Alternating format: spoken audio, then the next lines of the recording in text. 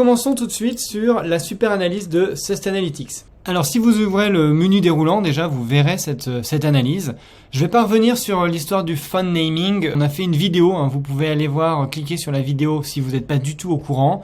Grosso modo, l'ESMA a annoncé que maintenant, en fonction des noms des fonds, il y a des contraintes à suivre. Et en particulier, il y a des exclusions. Et donc, Sustainalytics a présenté les conclusions de l'ESMA, du rapport de l'ESMA. Et ce que dit Sustainalytics, c'est qu'il y a 1600 fonds qui vont soit devoir changer de nom, soit devoir exclure des positions. Parce qu'aujourd'hui, on ne peut plus garder le même nom si on détient certaines positions. Donc, c'est ce que présente. Là, je vais vous montrer trois graphiques. Le premier graphique, c'est celui-là, très intéressant. Ce que montre Sustainalytics, c'est en fonction des mots que vous avez dans vos fonds, vous devez respecter des exclusions. Donc là, il liste les mots, d'accord? Et pour ces mots-là, low carbon, clean, circular, etc., il faut respecter l'exclusion PAB. Et pour les autres mots, il faut respecter l'exclusion CTB. Et au-dessus, il présente exactement ce que sont ces exclusions.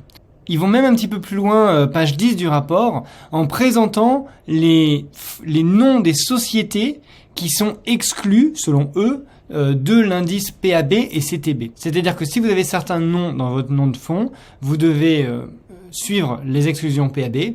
Et selon eux, les exclusions PAB, par exemple, vous devez exclure Dassault, Total Energy, SGS, etc. Donc ça, c'est assez intéressant. Pour savoir si vous êtes impacté, c'est peut-être intéressant de regarder déjà les noms, de voir si vous les avez en portefeuille, de regarder les noms de vos fonds et de voir s'il y a des choses qui se croisent. Dans le tableau 9, il présente par exemple les sociétés qui ne pourraient pas être présentes si jamais le nom de votre fonds a un nom dans les Transition Related Terms. Pareil pour ici avec les sociétés qui ne pourraient pas être dans les fonds qui ont des noms sociaux. Et enfin, il montre aussi les fonds qui existent, qui sont sur le marché. Donc par exemple des fonds de Vanguard avec le terme SRI qui a par exemple 131 positions qui sont exclues selon Sustainalytics et les exclusions PAB.